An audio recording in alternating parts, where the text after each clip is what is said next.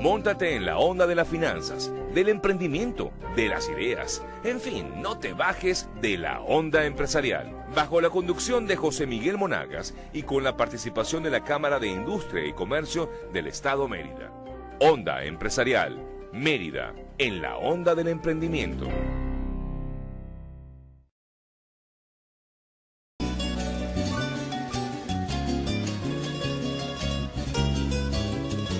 Ya muy cerca del mes de diciembre y es muy propicio el momento para conversar sobre la tradición navideña, pero sobre todo para conversar acerca de la cocina venezolana en tiempos de Navidad. Y qué mejor que conversar de este tema que con el profesor Rafael Cartay, apreciado y distinguido profesor de la Universidad de los Andes, pero que se ha destacado a lo largo de su vida porque así como en radio, en televisión, ha participado en innumerables y en incontables programas para hablar de este tema, tiene una extensa obra escrita sobre el mismo. Rafael Cartay, economista con maestría en economía agrícola, doctor en tercer ciclo de ciencias sociales, profesor titular jubilado de la Universidad de los Andes, ex coordinador general del Consejo de Estudios de Posgrado de nuestra universidad, así como exdirector de Cultura y Extensión de la misma universidad, expresidente de la Librería Universitaria de la ULA, miembro del Consejo Fundador del Consejo de Investigaciones Agroalimentarias de la Facultad de Ciencias Económicas y Sociales, así como director del Centro de Investigaciones Agroalimentarias, editor fundador de la revista agroalimentaria del CIAL Fases ULA y profesor invitado de varias universidades, entre ellas la Universidad Politécnica de Madrid en España, la Universidad de Texas en Austin, en el estado de Texas, Estados Unidos, la Universidad de Laval, Quebec en Canadá y la Universidad de Toulouse en Francia. Es asesor académico del Instituto de Estudios Culinarios Laurus en Valencia, Venezuela, y profesor contratado de la Universidad Industrial de Santander y de la Universidad Autónoma de Bucaramanga. Pero en estos días precisamente han bautizado algunas obras por parte de la editorial de El Nacional y vamos pues a darle la más cordial bienvenida luego de presentar a nuestro invitado muy conocido por todas y todos ustedes. Bienvenido, profesor Rafael Cartay. Estamos en Onda Empresarial, en la onda del emprendimiento. Muchas gracias por la invitación.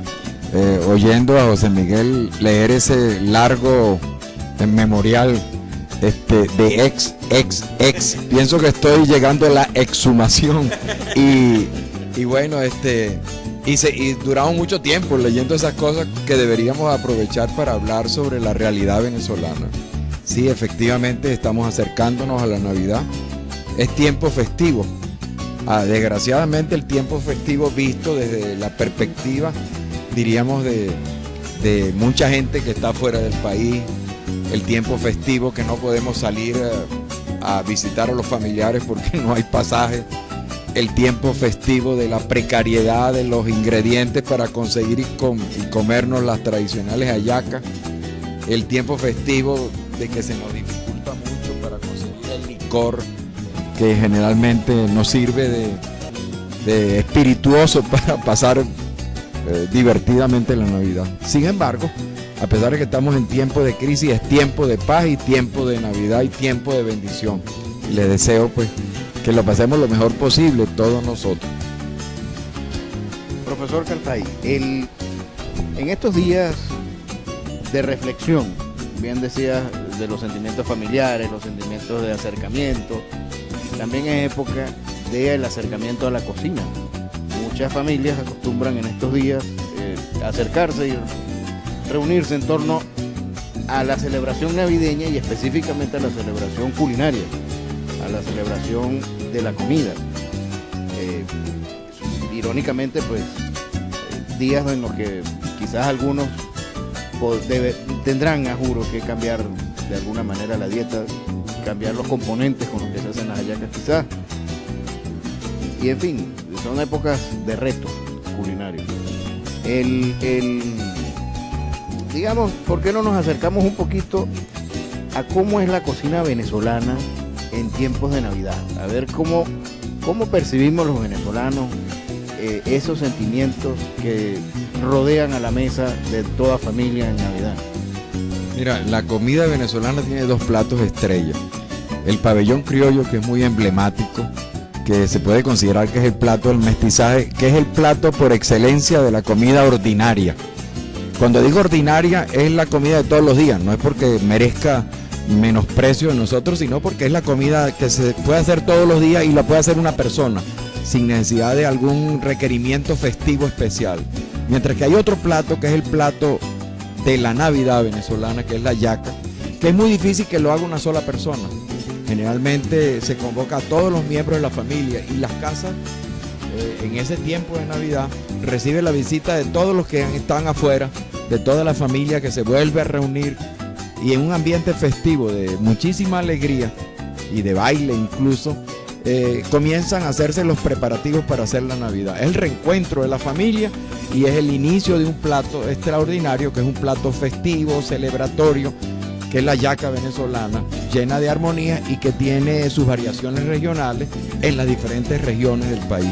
Pero el que nos convoca a todos en la mesa festiva de la Navidad es precisamente los elementos ligados a la gastronomía y los elementos ligados a la música, es decir, es el tiempo de la gaita.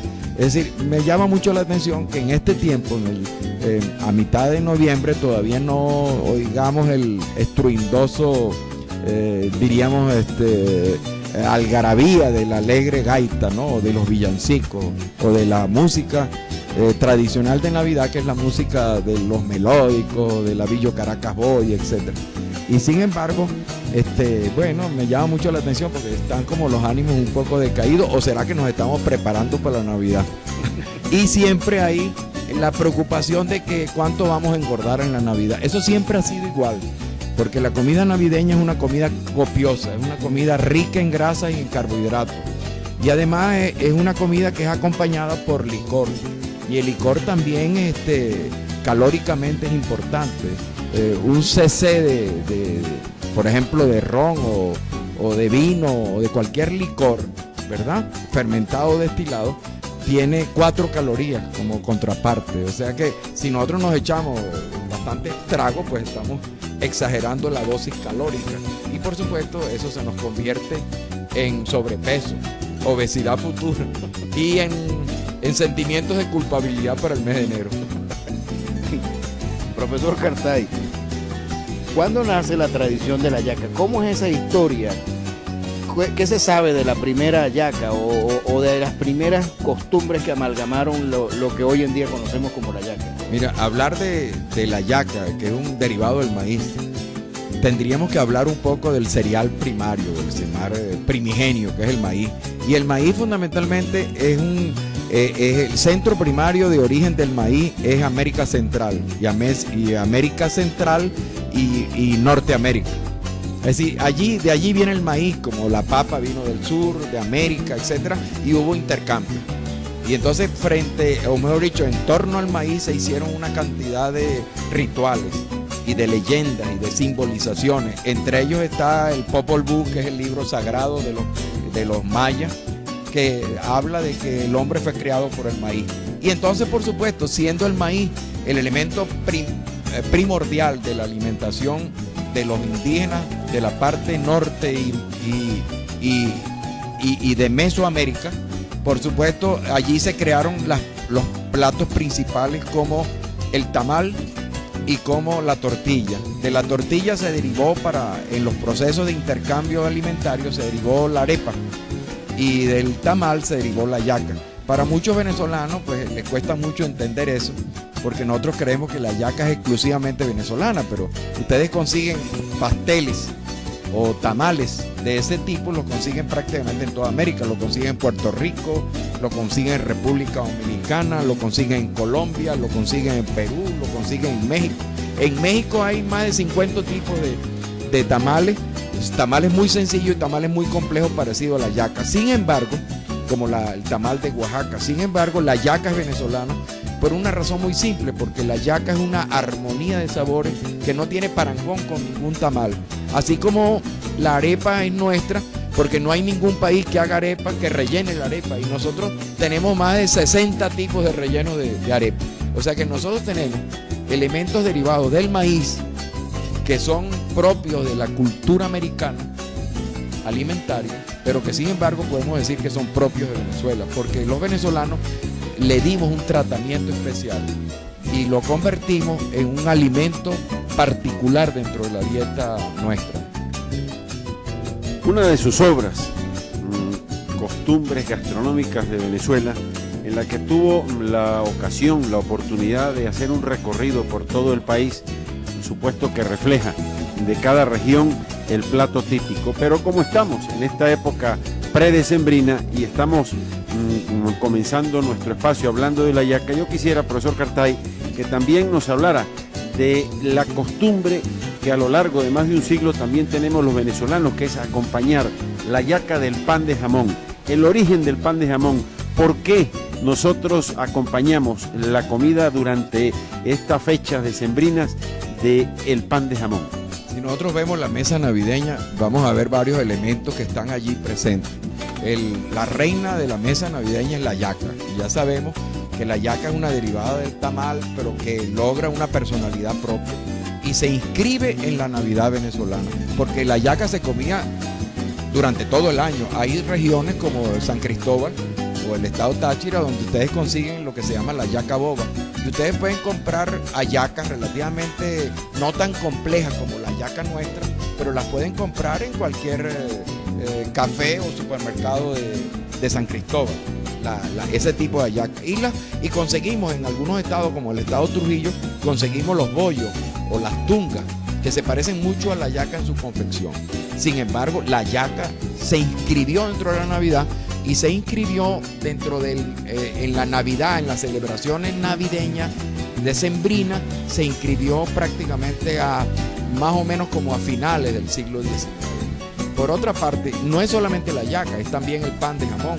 El pan de jamón fue hecho por primera vez en el año 1905 en la panadería Ramela, que quedaba una panadería de franceses, del señor Gustavo Ramela, que quedaba de Gradillas a Sociedad.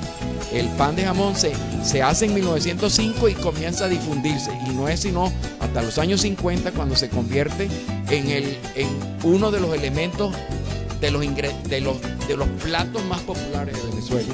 Al principio, entre 1905 y 1950, casi medio siglo, nosotros no consumíamos en todas partes el pan de jamón. Pero no es solamente la yaca y el pan de jamón, sino que también está el dulce de lechosa. Dulce de lechosa que sí viene nosotros lo tenemos mucho tiempo consumiendo, la lechosa es americana, y creo que uno de los pocos países del mundo que consume el dulce de lechosa, que originalmente se hacía con lechosa verde y ahora se hace con lechosa verde o lechosa pintona o lechosa madura. Sin embargo, ese postre, que es el postre por excelencia de la Navidad venezolana, es acompañado de muchísimos otros postres, como el de dulce del cabello de ángel, el dulce de piña, el majarete, el buñuelo. El buñuelo fue sustituido por el dulce de lechosa. Cuando yo era niño, por ejemplo, yo comía, la Navidad era impelable el buñuelo con almíbar de papel. Pero no solamente eso, sino también está el jamón ahumado, ¿verdad? Está también la ensalada, que hay varias versiones, ensalada rusa, ensalada de gallina. Está también el pernil, que forma parte, por ejemplo, para mí es muy importante el pernil en la Navidad. Y ustedes ven que la mesa navideña es muy copiosa. Cuando estamos hablando de calorías, estamos hablando de una mesa que tiene muchas exquisiteces. Y además de eso tenemos el ponche crema, que el ponche crema es una bebida que se vende, que es tradicional venezolana. ¿Se acuerdan ustedes de Leodoro González P? Y que ahora es hecha artesanalmente por mucha gente, pero el ponche crema es muy importante en la Navidad, porque incluso entre el mes de noviembre y diciembre se vende casi la mayor parte de la producción anual de ponche crema se concentra la venta en esos 2 meses. Y también el vino. Nosotros nos hemos convertido en grandes consumidores de vino, y también la champaña, y también el whisky. Es decir, nosotros fuimos uno de los primeros países en consumo de whisky en Venezuela, por lo menos hasta los años más o menos 2000. Actualmente nosotros estamos entre los 7 primeros países consumidores de whisky premium, pero sí seguimos siendo grandes consumidores. O sea que ustedes ven que la mesa navideña es una mesa extraordinaria en cuanto a los manjares y en cuanto a la decoración, donde se esmera toda la familia. Y ustedes ven que toda la familia participa en la elaboración de esa mesa, en la elaboración de los manjares de la mesa. Y se intercambian las cosas. Cuando yo era niño, la gente intercambiaba yaca. Ahora la yaca, que tiene un costo aproximado, el costo de producción debe estar en el orden de los 150 bolívares por hallaca. Es muy difícil ahora andar regalando hallacas. Antes le daban a uno las hallacas todos los vecinos. Ahora la gente agarra las hallacas y las esconde y las guarda porque es muy costoso. Y además es muy difícil conseguir los ingredientes de la hallaca. Casi todos importados. Así es. Ahora, en la génesis de la preparación compleja de la hallaca tiene sabores disímiles. Como bien usted lo decía, no se encuentran en ningún otro plato conocido. Esa historia, esa leyenda, una especie de leyenda urbana que dice que la hallaca fue producto de los desperdicios recogidos y reprocesados en casas, digamos, de gente pudiente que eventualmente botaban desperdicios que la servidumbre consideraba. ¿Es eso correcto? No, absolutamente. La hallaca es un manjar muy refinado. La hallaca no se hace con desperdicio. Y la gente no bota aceitunas, la gente no bota pasas de Málaga, la gente no bota vino, porque es macerado. La gente no bota lomito, carne, partes muy escogidas de carne. Gallina. La gente no bota la gallina. La gente, depende del tipo de proteína que uno utilice para hacer una hallaca, pero la hallaca es un plato muy refinado, y es un plato de una confección muy compleja. O sea, posiblemente los esclavos trabajaban en la hallaca por una razón muy simple, porque la mano de obra doméstica, servil, en la época de la colonia era fundamentalmente mano de obra negra, que eran grandes cocineras que venían de toda la zona del Caribe. Pero no es por esa razón, pero no es porque ellas lo hacían para comérselo ellos nunca. La hallaca está hecha con materiales, vamos a llamarlo así, importados de altísimo costo. Y que siempre ha sido así. Claro, y siempre ha sido así desde la época colonial, y todavía sigue siéndolo así. Es decir, la hallaca, una verdadera hallaca, pues está compuesta de varias cosas. Todo el mundo sabe que una hallaca está compuesta de una soja muy bien escogida de plátano, bijao o de cualquier otra, diríamos, material que se preste para envolverla. La hallaca utiliza el pabilo, ¿verdad? Pero fundamentalmente la hallaca es masa, adorno y guiso. Y sobre todo el adorno y el guiso tienen una personalidad tan fuerte dentro de la hallaca y la forma de cocción que las hace diferente la hallaca de una región a la otra. Y sin embargo, a pesar de esa diferencia, sigue siendo la hallaca. Es decir, como todos nosotros, hay unos que son altos, otros que son pequeños, gordos, flacos, con pelo, calvos, y sin embargo seguimos siendo seres humanos. La hallaca, a pesar de su diferencia, sigue siendo la hallaca. El plato por excelencia de la Navidad venezolana, uno de los platos más maravillosos de la gastronomía venezolana y latinoamericana. Y del mundo, porque es extraordinario el sabor de una hallaca. Es decir, uno inmediatamente come una hallaca y sabe si el guiso está bien hecho. Y por lo general el guiso no es más que la reconstrucción de la familia. Es decir, generalmente la mamá de uno era la que hacía la hallaca. Y por supuesto, la que hacía la hallaca no, la que hacía el guiso. Y cuando la mamá muere y se reencuentra la familia, cuando uno hace la hallaca, el espíritu de la Navidad vuelve a ser reencarnado por el espíritu de la madre muerta. Entonces, eso es lo que le da un valor de tradición y simbólico a la hallaca. Cuando nos comemos una hallaca, nosotros estamos comiéndonos la infancia, el entorno familiar, los recuerdos de la madre, la afectividad, diríamos, de la Navidad venezolana. Entonces la hallaca es muy simbólica por eso. Y es muy importante para nosotros los venezolanos, hasta el punto de que los exiliados, por ejemplo, en las épocas políticas del pasado y de ahora, siempre dicen, nos volvemos a ver para comernos las hallacas en Caracas. El reencuentro se hace en torno a la mesa navideña y particularmente en torno a la hallaca. A la hallaca como plato principal. Sí, sí, sí. que concentra el trabajo de la familia. Claro, yo me sentiría muy triste si yo no como hallaca. Yo tengo la tesis de que los venezolanos podemos ser divididos por la hallaca, en función de la hallaca. Me dijeron antes de entrar al programa que no diga grosería, pero uno puede decir que los venezolanos se dividen en 4 tipos. Los venezolanos que dicen que es la mayor parte, la mejor hallaca es la de mi mamá. Son la mayor parte de los venezolanos. Hay otros venezolanos que dicen la mejor hallaca es la que compra mi mamá. Esas son personas que la mamá no siente gran afición por la cocina y compra las hallacas. Entonces uno se acostumbra a comer las hallacas que compra la mamá, que son las mejores hallacas. Hay otros que dicen que las hallacas de mi mamá son ustedes entienden la palabra, que son las personas que nunca tuvieron mamá, pues.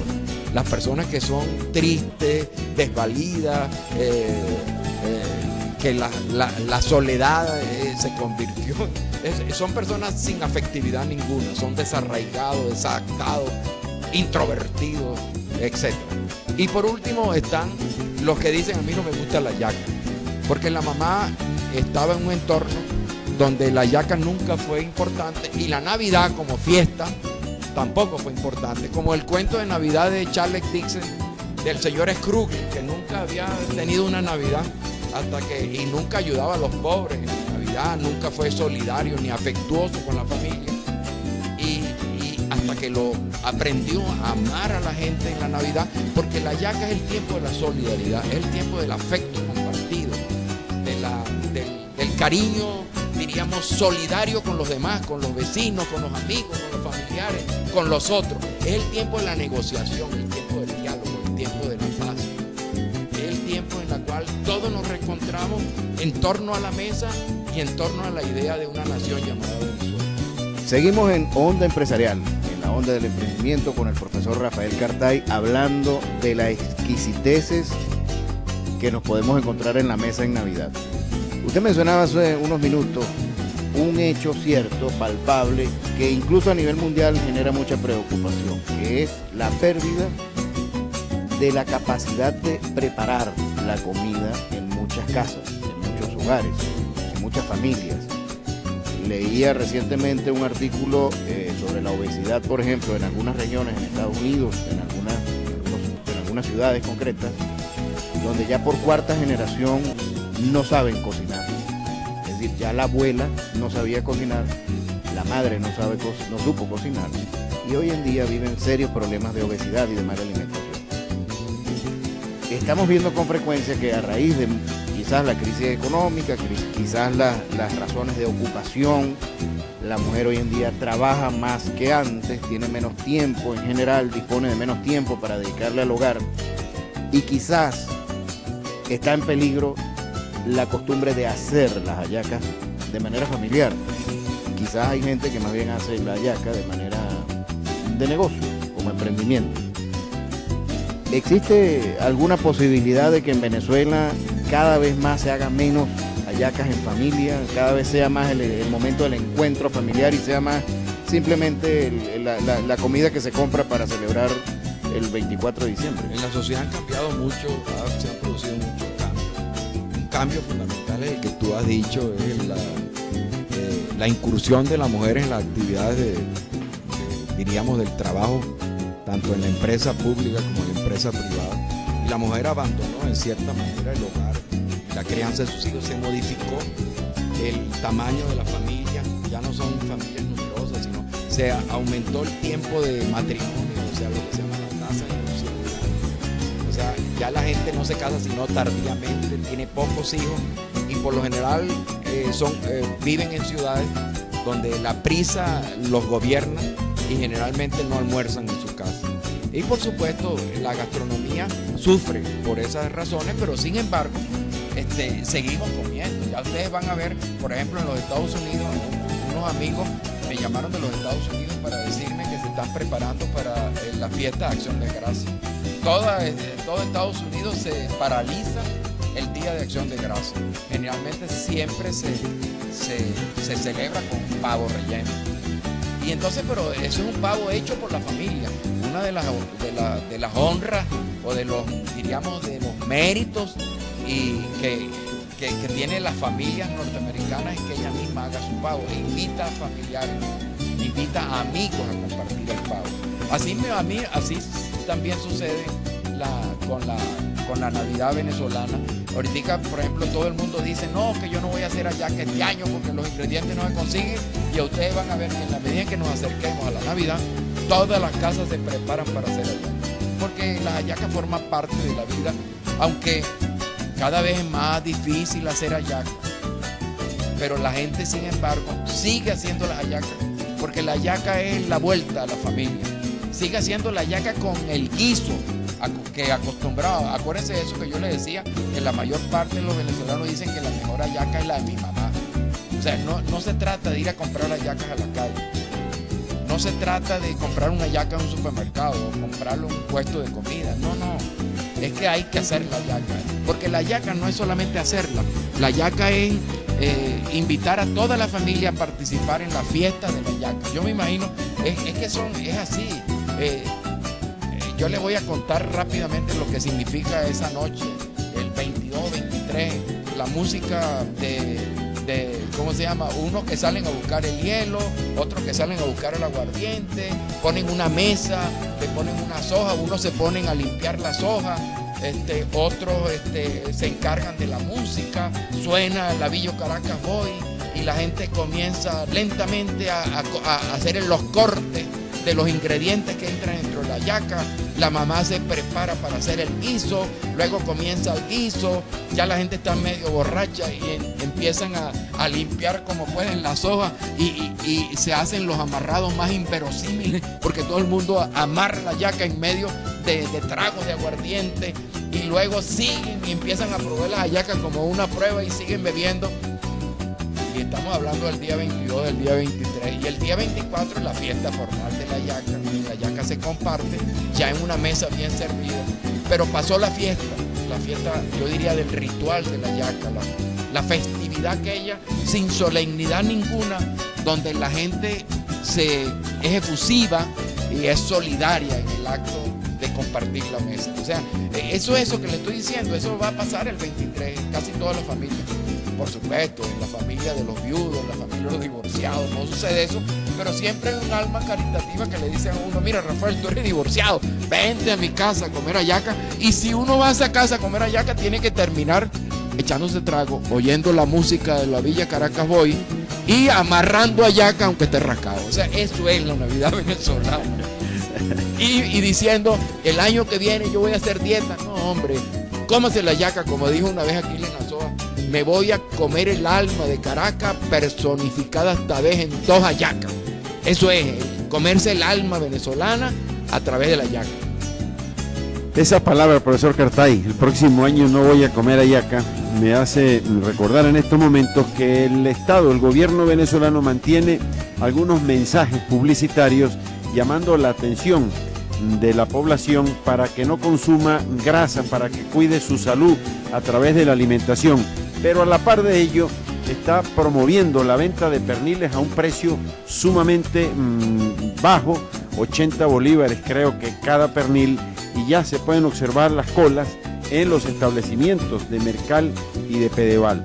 Pero yo también quería tocar, porque usted es un estudioso de nuestras tradiciones, de nuestras costumbres, sobre todo en el campo de la gastronomía, es si a su juicio, no pudiera estar así como hemos perdido los venezolanos mucha identidad en nuestras tradiciones. Tal vez recuerdo yo en mi niñez las costumbres carnavalescas, carnestolendas, por ejemplo acá en Mérida, que después fueron sustituidas por una feria que se limita tal vez a un carnaval taurino, pero esas costumbres se perdieron, se olvidaron, así como las de la Semana Santa. ¿Usted cree que esa alegría que mantenemos los venezolanos por nuestro diciembre, por nuestra Navidad, por nuestra hallaca, por nuestra cena familiar con los amigos, con los vecinos, se mantenga en el tiempo? Sí, por supuesto, claro que se va a mantener en el tiempo. Todavía las costumbres ancestrales del Perú preincaico se mantienen. Ahí antes de cada siembra, por ejemplo, en los valles peruanos, se hace un ritual en el cual se se hace una invocación a Pachamanca y se sirve una comida y se toman tragos para bendecir la tierra. Todavía nosotros tenemos aquí los bueyes en la época de cuando comienza la siembra, los bueyes adornados en la época de San Isidro, labrador, etcétera, etcétera. No, eso no se pierde así. La tradición, otra cosa que la gente cree que es que la tradición tiene que permanecer inamovible. La tradición cambia, es decir, no hay nada muerto. La tradición cambia, lo que pasa es que cambia de manera muy lenta y casi imperceptible, a diferencia de la innovación, que es muy rápida y se ve. O sea, la tradición va cambiando, las tradiciones no son cosas muertas, la cultura nunca se muere. Lo que sucede es que hay más resistencia al cambio. Resistencia al cambio. Mientras ustedes, por ejemplo, uno cree que por la llegada de la comida rápida se va a acabar la... No, eso se transfigura y se convierte en otra cosa. Y existen resistencias. Por ejemplo, actualmente si ustedes en muchísimos sitios están haciendo dulces tradicionales, se están rescatando. Antes de entrar acá estamos hablando del rescate de cultivos prehispánicos en la zona de Mérida. Hay gente, emprendedores, ahí donde entran los emprendedores del futuro. Los emprendedores, los que están rescatando ingredientes, los que están rescatando la cocina, los que están presentando innovaciones para la mesa navideña, las personas que están haciendo muchísimas cosas para hacer que la Navidad sea posible. O sea que no, yo no creo que las cosas se convierten en otra cosa y seguramente pierde el aspecto masivo del pasado, pero seguimos con la tradición, seguimos con algo que nos identifica, porque si no nos morimos como pueblo. Es decir, la tradición, por ejemplo, el pan de jamón nació en 1905, pero en 1905 solamente lo consumían seguramente los vecinos de la panadería de Gradilla donde se crió. 50 años después se convirtió en tradición. 100 años después, en 1905, 110 años después, ya el pan de jamón es prácticamente imprescindible dentro de la mesa merideña, de la mesa navideña venezolana.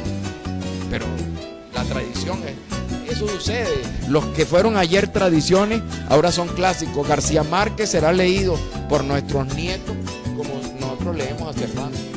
Es decir, todo eso se va convirtiéndose en otra cosa. La hallaca se va convirtiendo en otra cosa. El pan de jamón está cambiando también. El pan de jamón ahora lo hacen con hojaldre. Le están poniendo otros ingredientes, no les extraen. Queso crema, no les... yo estuve viendo un pan de jamón vegetariano, hay hallacas vegetarianas. Están cambiando las cosas, se están modificando. Se están adaptando a los nuevos tiempos. Y se van en cierta manera ayornando, es decir, se van, como tú dices, enriqueciendo y adaptando a los nuevos tiempos, como dijiste tú, Luis, también. Las cosas no permanecen inmutables porque se morirían. Así sucede con la hallaca. La hallaca va cambiando también lentamente. Esa hallaca del siglo pasado que se consumía en cualquier momento del año, ahora se consume más que todo en Navidad. Esa hallaca que antes era de carne, exclusivamente de carne, ahora ustedes consiguen hallaca de pollo, hallaca de pavo, ustedes consiguen hallaca vegetariana. O sea, las cosas van cambiando, muchas veces para bien. Y me imagino que se va a inventar una forma, pero tú mencionaste un punto que era muy importante. Tú dijiste que hay como información contradictoria. Por una parte se habla de sobrepeso y obesidad y por otra parte se venden perniles baratos. Hay que distinguir entre los tipos de grasa. No es lo mismo una grasa saturada que una grasa insaturada, poliinsaturada, monoinsaturada, que no son creadores de colesterol malo, es decir, son grasas deliciosas. Por ejemplo, yo soy un defensor del cerdo, porque yo no creo que el cerdo sea perjudicial, el consumo de cerdo, hasta el punto de que en muchísimas dietas utilizan el jamón serrano en Europa. Eso forma parte de lo que se llama la dieta mediterránea. Y por supuesto, el aceite de oliva es un tipo de grasa, pero es muy diferente un aceite de oliva que un aceite de palma o un aceite por ejemplo, vegetal, o un aceite vegetal no identificado. Es decir, el aceite de oliva es un aceite que es poliinsaturado y monoinsaturado, beneficioso, mejora el colesterol bueno. reduce el colesterol malo, etc.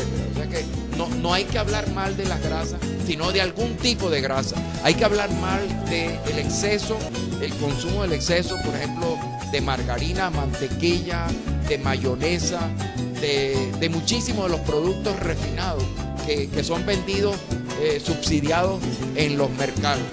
Yo diría que si el gobierno fuera inteligente debería subsidiar productos no refinados, sino productos integrales.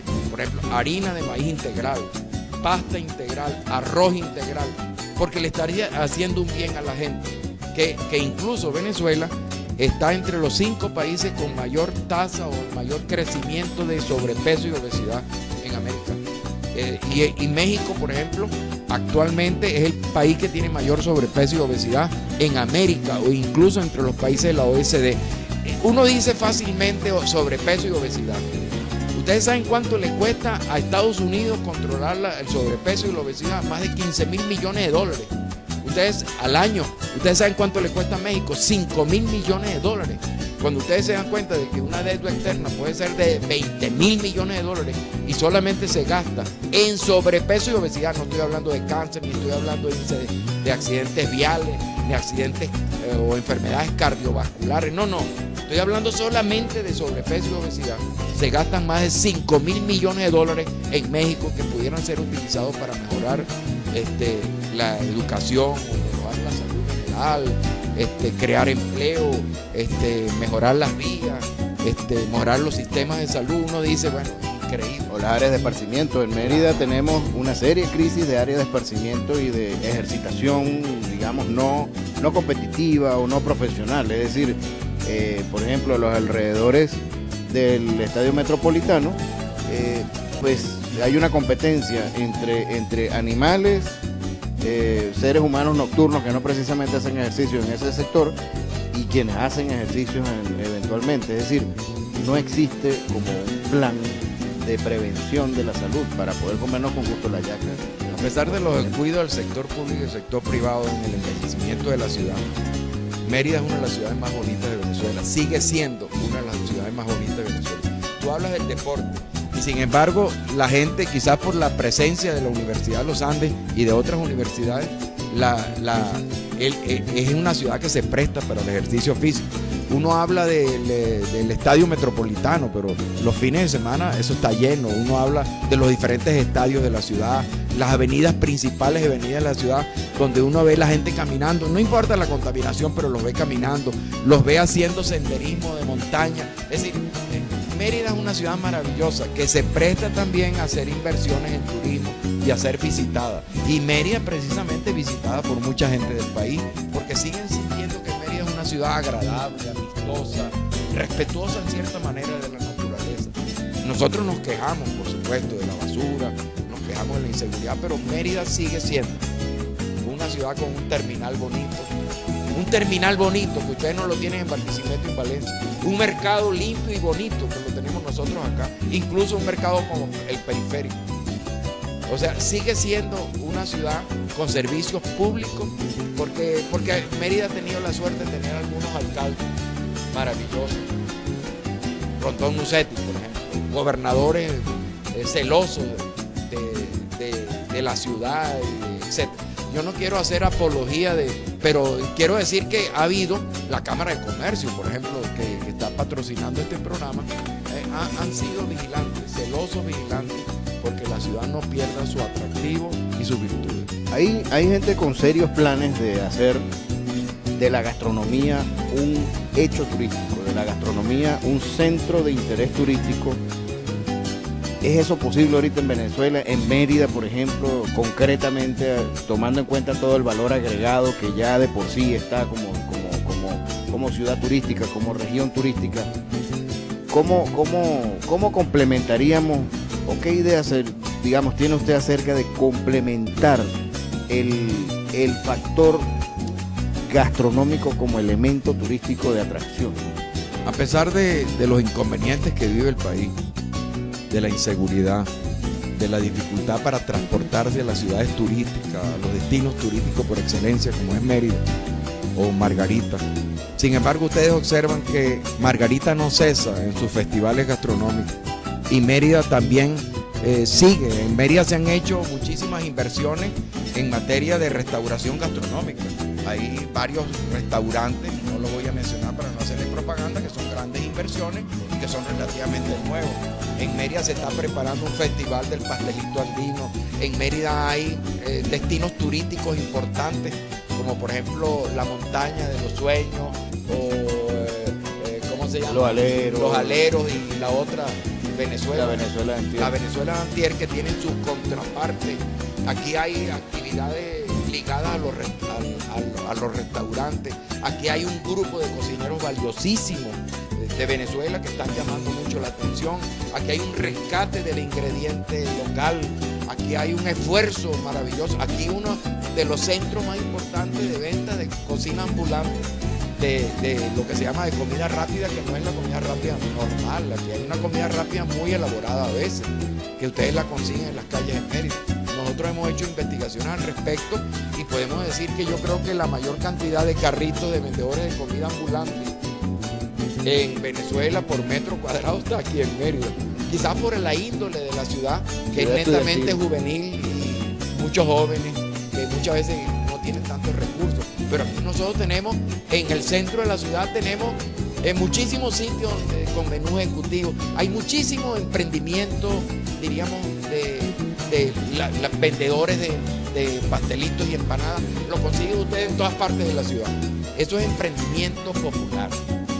Eso no lo ven ustedes en muchos otros lugares que no sea, por ejemplo, Margarita. Eso no lo consiguen ustedes en Valencia. Ustedes se pueden morir de hambre en el centro de Valencia porque ustedes no consiguen esas ventas populares como las tenemos nosotros. En todas partes la gente vende pastelitos. Son economías familiares de bajos recursos que hacen grandes esfuerzos. Que si fueran ayudadas de manera consistente por la banca privada, por el gobierno nacional, por las entidades de crédito, quizás sería muchísimo mejor y serían, diríamos, fuentes de creación de empleo y de mejoría de ingresos y de calidad de vida para las familias más pobres.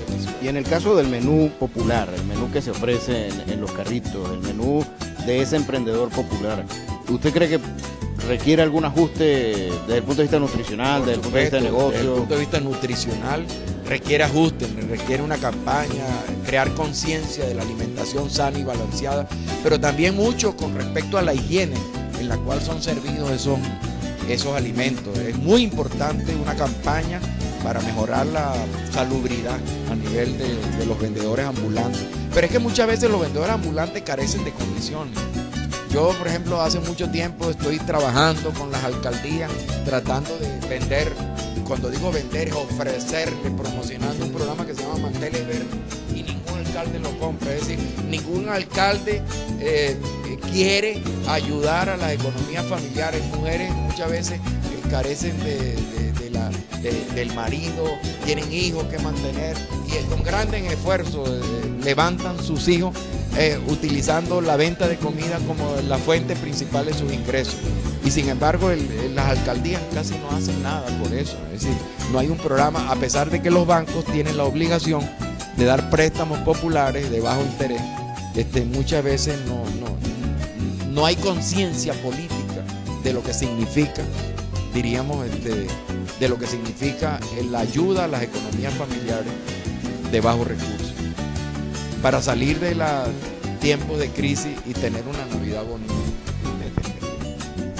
No hay duda, profesor Cartay, que escuchándolo pues hacemos un recorrido y para nosotros es sumamente placentero, pues disfrutamos mucho esta conversación que hemos tenido hoy acá en Onda Empresarial, en la Onda del Emprendimiento, el programa de la Cámara de Comercio e Industria del Estado de Mérida. Quisiera ya, para colocarle la guinda a la torta o al cóctel del que hemos hoy conversado, los retos para la juventud, porque sabemos que hoy en día en Venezuela, con la apertura pues de las fuentes de trabajo, la profesionalización de la ciudadanía, pues la juventud poco se interesa en masa por la cocina y se limitan a ir a los comedores, a los restaurantes ejecutivos, pero al ligarlo con la tradición, pues yo pienso que pudiera existir un poco de la pérdida de ese interés que nos caracteriza a los venezolanos, porque siempre he pensado que nuestro principal problema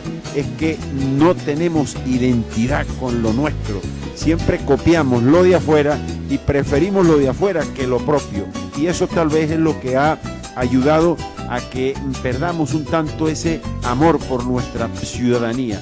¿Cuál sería un mensaje, profesor Cartay, para las nuevas generaciones? Usted que se conecta y que se encuentra muy a menudo con grandes cocineros, por lo general todos muy jóvenes que se interesan por enriquecer la cocina venezolana. Yo difiero un poco de tu punto de vista. Es decir, nunca antes había habido tanta interés por la cocina popular, por la cocina venezolana, por la cocina tradicional que ahora. Cuando yo era niño, por ejemplo, y me acercaba a la cocina, mi papá me sacaba de la cocina, porque eso es el lugar, eso no es el lugar para que yo esté ahí, eso es el lugar de las mujeres. Y el cocinar en una cocina era muy humilde. Actualmente hay más de, yo diría, más de 40.000 estudiantes de cocina en Venezuela. Hay grandes cocineros venezolanos que han logrado premios y reconocimientos a nivel mundial. Ustedes consiguen cocineros venezolanos como Sumito Esteves, por ejemplo, en la televisión latinoamericana, un puesto destacado. Pero no solamente Sumito, es Edgar Leal, Francisco Avenante, Ana Belén Myers.